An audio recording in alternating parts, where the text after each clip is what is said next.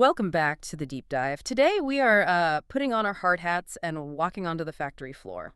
Metaphorically speaking, of course. We are.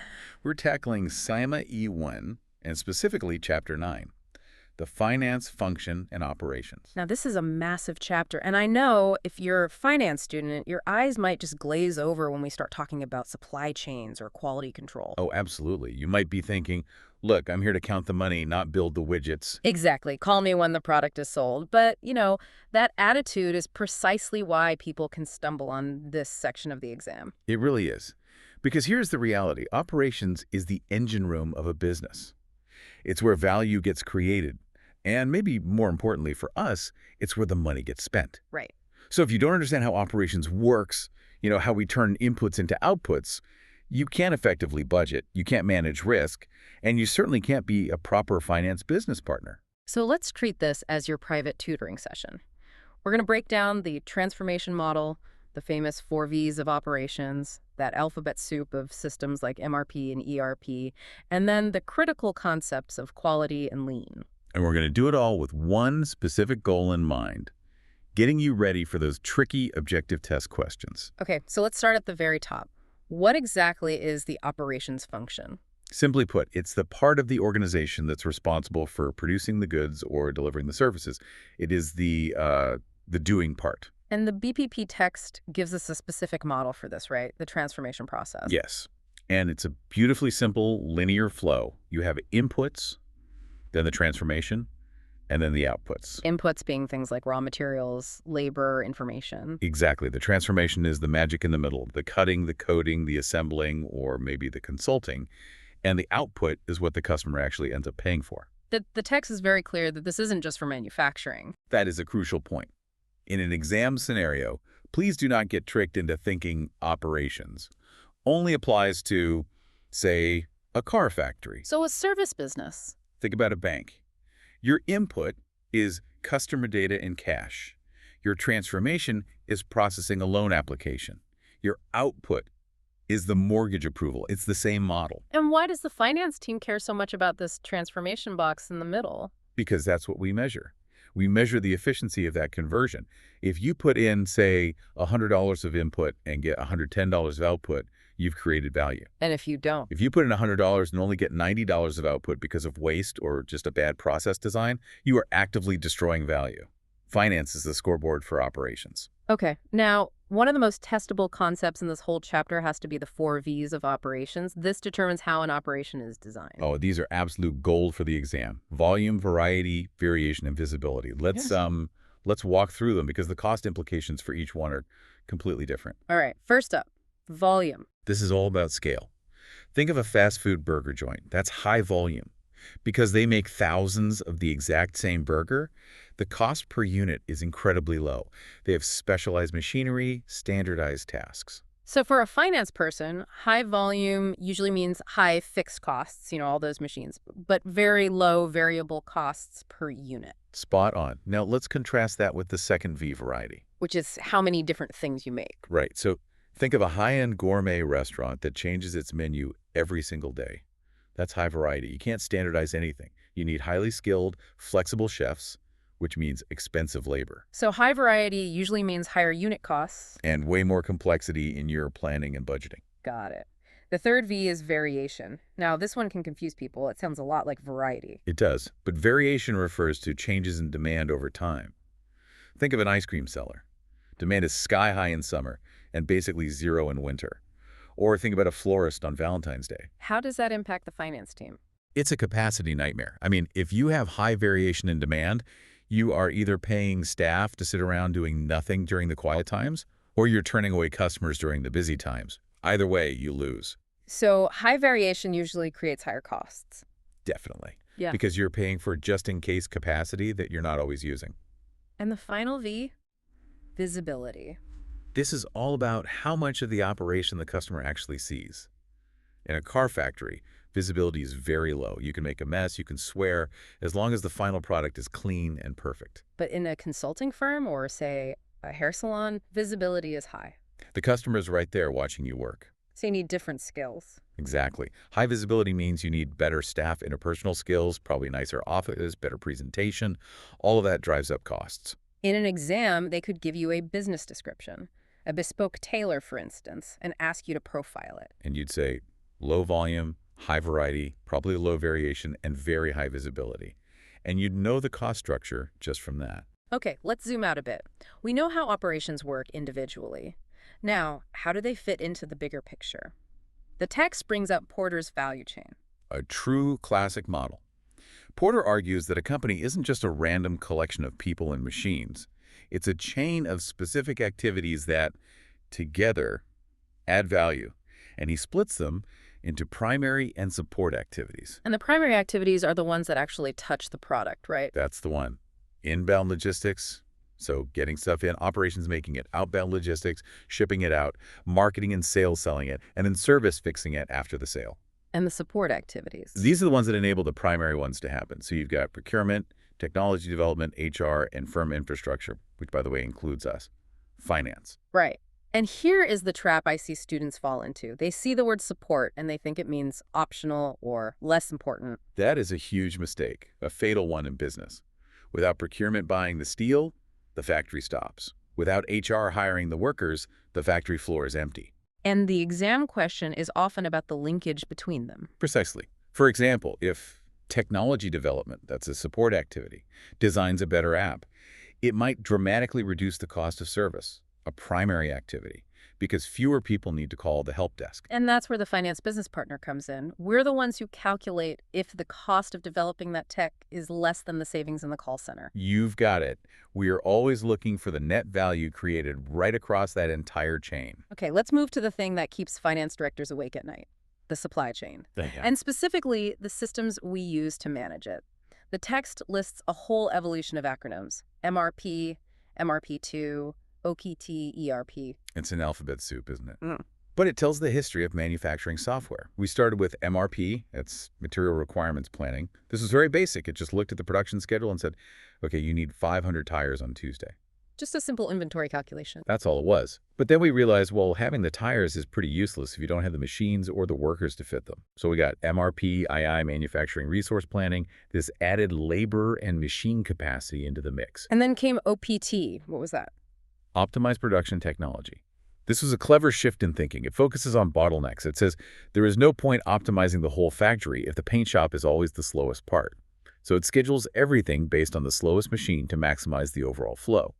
And finally, the big one, ERP, Enterprise Resource Planning. This is absolutely crucial for modern finance. An ERP system doesn't just look at the factory. It integrates everything: HR, finance, sales, supply chain into one single massive database. Think SAP, Oracle, Microsoft Dynamics. Why is ERP so strategically important for us in finance? One phrase, one version of the truth. Before ERP, the warehouse might think they had 50 units, sales thought they had 100, and finance didn't know which number to put in the accounts. Chaos. Total chaos. With an ERP, everyone, everywhere in the business sees the same live data. It allows for real-time reporting and massive, massive efficiency gains. But I've heard they're incredibly expensive and risky to implement. Oh, incredibly so. Huge projects. But once it works, it allows for incredible things like JIT just in time. Let's talk about that. JIT and Lean. These are more like philosophies, aren't they? Not just software. They are. Lean is a philosophy about the ruthless elimination of waste. And not just physical waste from offcuts. Waiting time is waste. Moving things around unnecessarily is waste. Overproduction is the biggest waste of all. And JIT is the ultimate expression of this. Yes, just-in-time production. The goal is zero inventory. You don't make the part until the customer actually orders the car. You don't order the steel until you're ready to make the part. From a finance perspective, this looks amazing on paper. It looks beautiful. Your working capital drops to almost zero. You don't have cash tied up in stock that's just sitting in a warehouse. Your return on capital employed, your ROCE, it just shoots up. But there's always a but.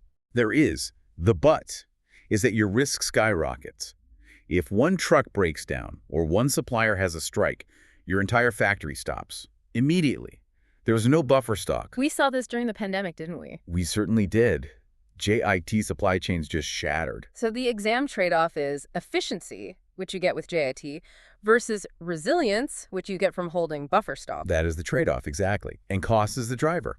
Holding stock costs money, warehousing, insurance, obsolescence. Not holding stock risks lost revenue. The finance professional's job is to help the business balance those two. Now, linked to all this is the concept of quality.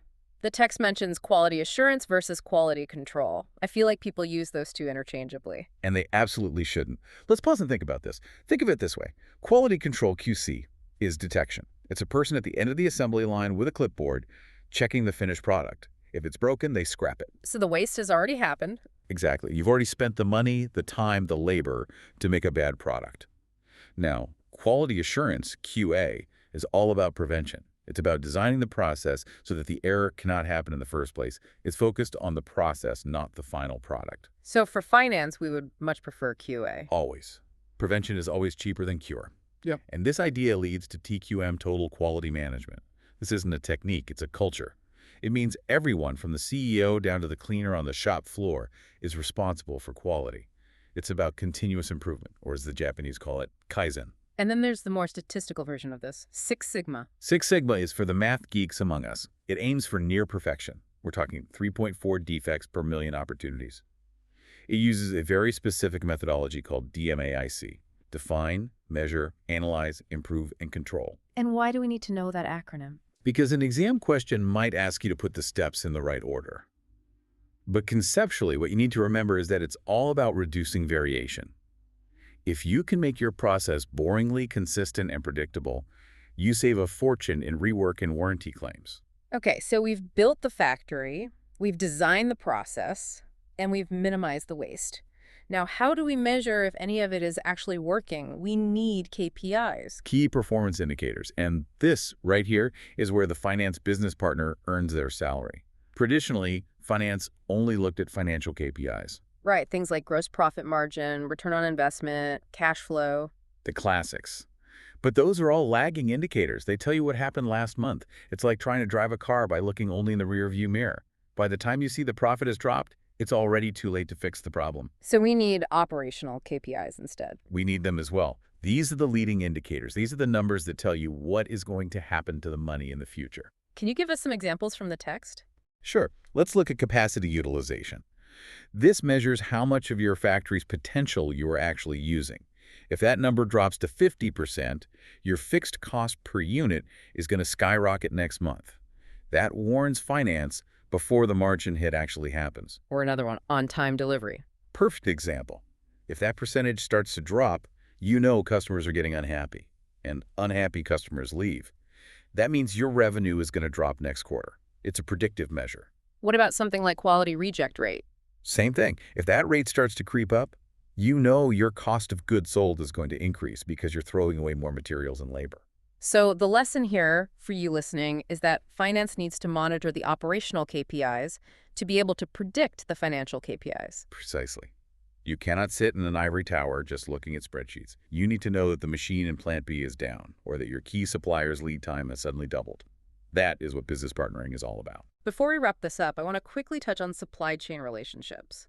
The text makes a distinction between contractual and relational approaches. And this is a really important strategic choice. A contractual relationship is purely transactional.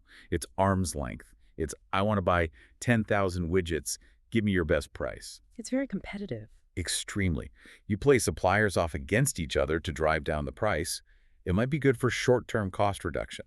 But maybe not for the long term. Exactly. It's bad for innovation, bad for trust. A relational approach, or a partnership, is long-term.